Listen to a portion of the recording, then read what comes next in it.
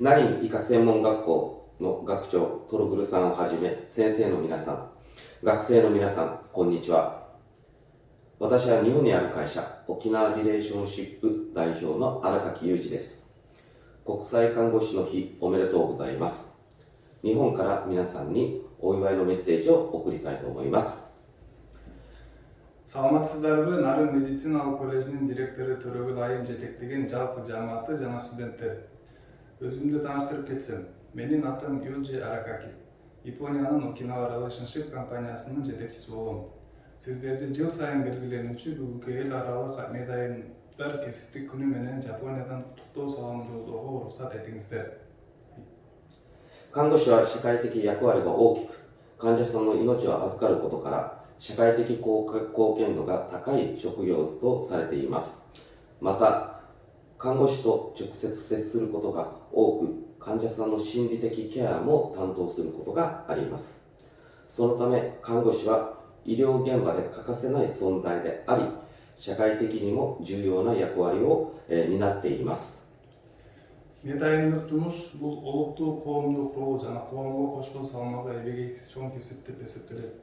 Анткени алар бейтаптарды ден соолугуна кам көрүүгө болгон күнчүн жумшашат.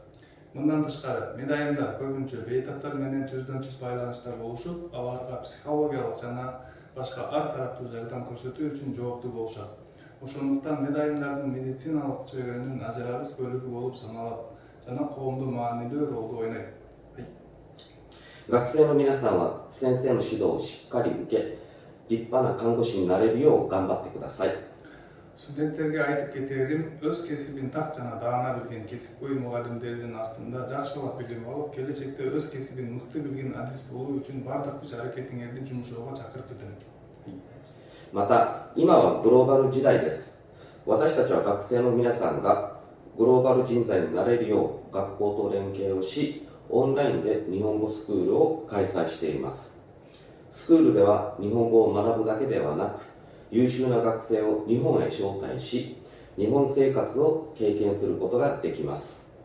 Кошумчалай кетсек, биз азыр глобалдык доордо жашап жатабыз.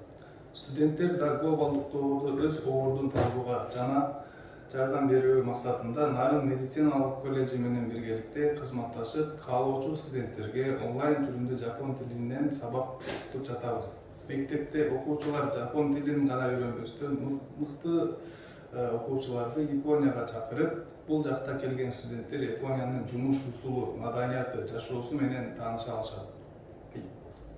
学生の皆さんがこれからのグローバル時代で活躍できる人材に成長できるようこれからも応援します。 Биз мындан ары да студенттерге келе жаткан глобалдык доордо өз ордун тапкан мыкты адиске айлануусу үчүн колдоо көрсөтүүнү улантабыз.